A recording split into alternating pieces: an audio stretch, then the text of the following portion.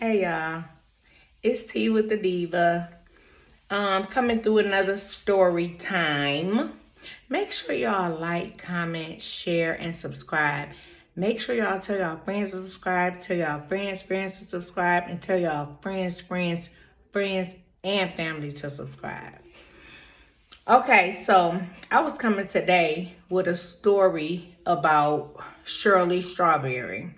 For those of you who may not know, Shirley Strawberry is the co-host to Mr. Steve Harvey. And she does what's called a strawberry letter every morning, where she reads this letter about anybody writing in or emailing in to ask her for her take or her advice on anything from marriage to finances to friends to just a situation going on in somebody's life that they may need somebody to chime in on to try to, give them assistance as to where to go next or what to do. So she been doing this for years, the strawberry letter. She's the ex-wife to a baseball player, Darryl Strawberry. He had a big scandal back in the day. But anyway, so she's an older lady. She probably a little over 60 right now. No, almost 70 right now. Because she ended up marrying this man named Ernesto Williams in 2015. Back in January of 2015. He proposed to her on the Steve Harvey show. Legend has it that Steve Harvey hooked them up, but that's not true. He didn't hook them up. He just co-signed the relationship because, the guy had been kind of talking to Steve and, telling Steve how much he liked him or whatever, how much he liked Shirley. But Steve didn't vet him or interview him or anything like that. He had just heard all the stuff that she had been telling him about the dude. And he just was, championing a relationship from what he heard. So they married back in 2015. So here back, I believe it was 2022. So when they got married, she met him. I think he was in a Bentley or a Hummer or something like that. But he wooed her with these material things. She speaks of this Benz truck that he bought her early on in the marriage that she really, really, really wanted. She rant and raves about this ring. I think the ring was $300,000 that he got her. But come to find out, but also they had got evicted from 5 different places. They were leasing mansions and they would get evicted 3 or 4 times in a row and then 6 times total. But anyway, he was smooth talking her, telling her stuff or whatever. And it was kind of one of those relationships where, you don't want to believe nothing your friends and family say. They wasn't getting along with this man, but she really, really loved him.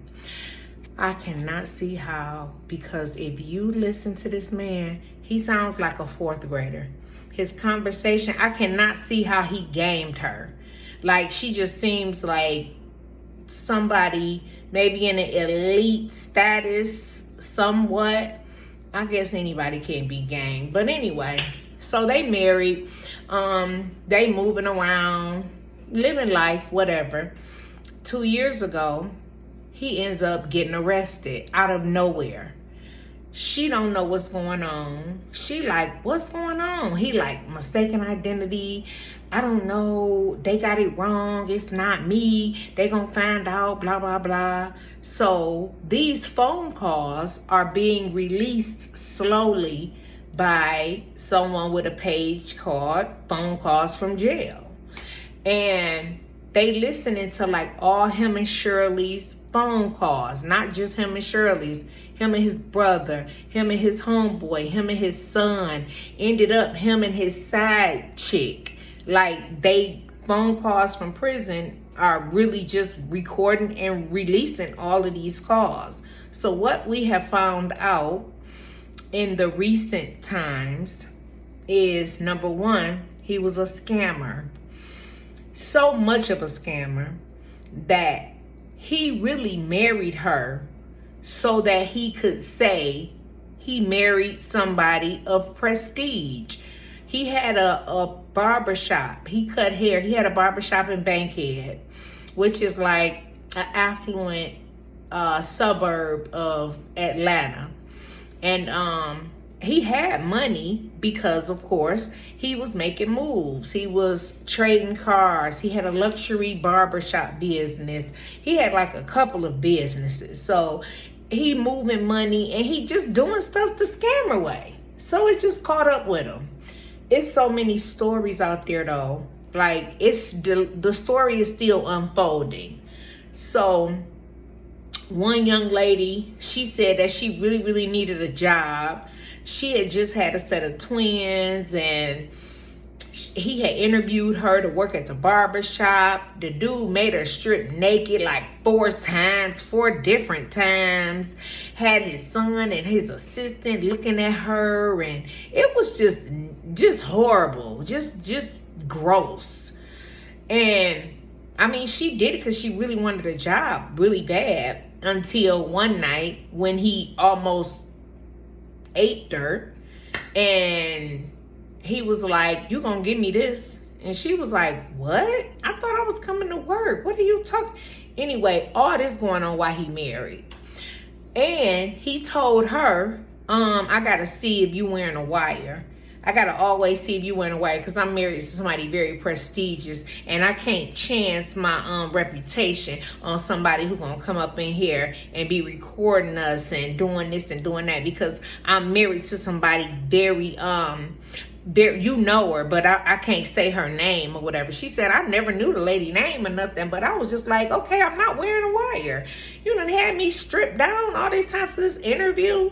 Anyway, she did that. She ended up just leaving, but her name is on this case. She's one of the people who's filing a claim against him. So he gets arrested. He's telling Shirley Strawberry, I didn't do this. This is mistaken identity. So, of course, she's paying for attorneys. She's trying to get her husband out of this. She's trying to speak up for her husband. She's trying to make sure that her husband gets out of this because this mistaken identity. She's telling him to pray, giving him Bible scriptures to read, all kind of stuff. Whole time he a real scammer. So we listening to these calls. The further, so he got picked up in 22. Starting at like the beginning of 23, she's like, I don't want to ride this ride no more. He gaslighting her. Well, what if I was to go in the hospital? And what was I was to lose both of my legs? And what was the dummy don't even realize that those are two different situations. You are accused of crimes with an S. And if somebody lose their legs and that's a health issue, of course I wouldn't leave them, for better, for worse. But this isn't that. This is something where they're saying you did really bad stuff that I myself don't want to be connected to. So no, it's not a ride or die thing. Because he was saying, well, we should be ride or die. I mean, I'm your husband. We got married for better, for worse. She like, I don't know. So first she just stopped giving him money for that lawyer. She just said, I'm tired. Then she told him, I can't keep accepting these calls. These calls cost money that I don't have. I've spent all my money. They came up to the shop where she was getting her hair done and repoed her car. Not even repoed it. The police confiscated it. And she had to get a ride home by the girl who do her hair. How embarrassing is that? Also, they came for her ring. This ring ain't yours. He bought this ring with scammer money. No, you can't have this ring. She like, forget it. Just take it. Whatever. At this point, I think she was kind of over it. But they took everything. She had to get a car. She had to find somewhere else to live. Of course, she had to just restart her life. In the beginning, he was telling her stuff like, it's going to be all right. I'm going to get out here and we going to find us a place and we going to be doing good and we going to this. And she like, okay. But then after so long, he not getting out, and I went to court today. They said such and such, and no, so they saying such and such. It was just always something else. So she ends up like, you know what?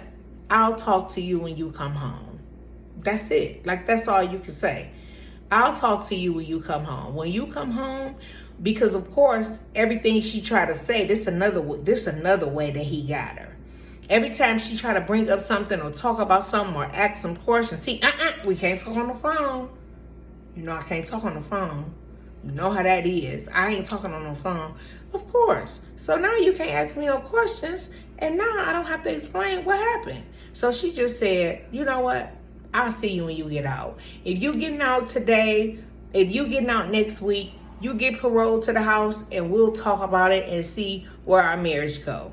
Well, of course, he's not out today. He's not out yet.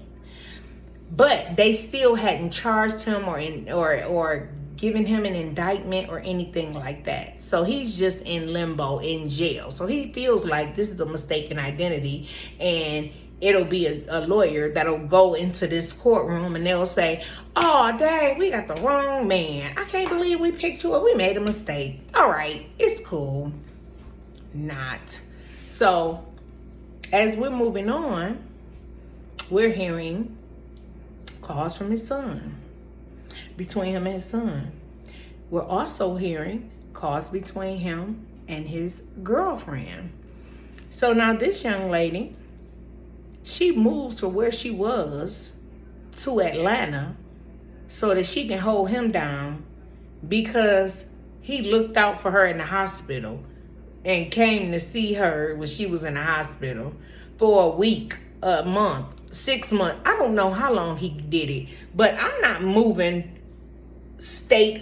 over states and states to come and be your bottom and keep you held down while you in prison or in jail or whatever, over you coming to see me while I was in a hospital and wouldn't nobody else come see me. Like, it was just something so minute to me. Like, you came to see me when I got shot up in the hospital, and you the only one who came to see about me, so I gotta see about you. So I gotta move across the country so that I could hold you down while you in jail. Okay, whatever. So anyway, she's on his call. She paying for calls. She looking up lawyer stuff. She getting all the information, going off on all the YouTube people that's making stories and talking about her. She taking up for him, and she know where he was in 2019, and oh, you didn't even do that. Oh, you ain't even know that, girl. Just like she's speaking like she was with him. I was with you all this. She wasn't with him. She's just listening to what he's saying. And then she's calling everything civil. She just trying to be on his side, trying to be his bottom. But Shirley Strawberry has since sent him divorce papers, allegedly. I don't know if she sent them divorce papers. I think she did file. However, one of the charges is bigamy. He was married to somebody else when he got married to her. So that's one of the charges. But she's still going through the process of divorcing him, because it's still on record that, you know, they actually had a ceremony and everything. So she's going through the proper channels to do that. But this man has like 30 counts. He got like 7 indictments. He got like, they duplicated a couple of the charges, so a couple of them can be thrown out from what I've seen. But he got embezzle. He got charges for bigamy. He got charges for the scammer stuff, because he took money from one person to give it to another, to lie to another one, to tell another one he gonna do this, to tell another one he gonna help with that, to pay for this and to buy that. He was just putting his hands in too many different pots, and it just all caught up with him. And then he's on these calls saying I do good. I don't do nothing to nobody. I know I'm going to come out on top because I do good by people. But you also got to think about the people that you don't do good by. Your karma come from the people you don't do good by. You got to think about that, sir. That's where your karma comes from. You get blessings from the people you help, but your karma comes from the people you don't do right. So he is in jail right now in Georgia. He is still got that crazy girlfriend. Well, I ain't gonna say girlfriend, because she always want to say friends, even though now not only do they have phone calls from jail, they have text messages and emails from jail. So now they reading their text messages and their emails while she done lied to everybody in all these interviews and told them, we don't talk sexual, we're just friends. And in every single email and call, she talking about how much she love him and he married, and how much she just hate this because she ain't never been in a situation where she was in love with a married man and all of this stuff. It's just mind-boggling. And he really in his head feel like he hasn't done anything. He's just on these calls like, I ain't even done nothing. I don't know why they trying to say this about me. I don't know why they keep on trying to say that about me, because I ain't even done nothing to nobody. And it's like, but sir, you have. And it's a whole lot of people who gonna testify. It's people who gonna sit on that stand and point at you when they ask them, do you see him in this courtroom? They gonna say, yeah. So what are you talking about? But Shirley Strawberry, she does this strawberry letter, and what's baffling is she hasn't done one on this. So I'm tripping on the fact that, okay, now you do everybody else's letter and you be in everybody else's life. She did speak on it in the beginning when it first kind of went down. She did speak on it at first on the Steve Harvey show. She didn't do it as a strawberry letter, but she did do it on the show. But now it's crickets. And I mean, once he got charged and all these indictments came down, you should have said something then. Why haven't you come back and said, yeah, here go an update. Yeah, we divorced, and like we've seen these things. And they wedding was in Essence, and they all had magazines. They had all kind of interviews and people, because I mean, she's the assistant to Steve Harvey. So that's a big deal. But now that the ship has sailed, mum's the word. But it's so much more to this story, but I can't even sit up here and just run it down. But the bottom line is, she married a scammer and didn't know. And she was just intrigued, I think, by the bells and the whistles. And because I can't see. He can't put a predicate and a pronoun together. I don't see a woman of her. Like I said, we can get duped by anybody. You know, these dudes, they run game. And hey, we can be game. I done been gamed by some jokers. So I ain't tripping on that part. I'm just talking about how at least the men that I was gamed by can talk. And you can actually hear them talk and say, yeah, I might be able to see that maybe. This dude, you like, this is a country bumpkin. How did she even? But anyway, her name is Shirley Strawberry. She's the ex-wife of Daryl Strawberry. And she kept that name too. She was smart about that one. And his name is Ernesto Williams. Yeah, go look that up.